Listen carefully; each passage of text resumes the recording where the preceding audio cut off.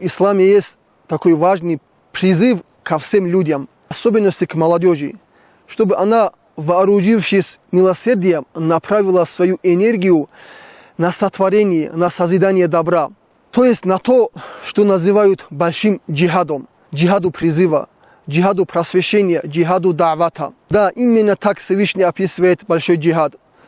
В Коране говорится: «Ауду билляхи минаш шайтанир раджим, фаля тути'л кафирина ваджахидхум бихи джихадан кабира». Обращаясь к пророку, Всевышний говорит: продолжай распространять на земле истину.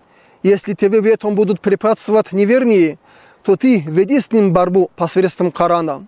Здесь Всевышний призывает нас вести джихад научный, джихад просветительский, джихад усиления, укрепления взаимоотношений, чтобы мы, мусульмане, с помощью этого джихада распространяли между людьми мир, согласие и любовь.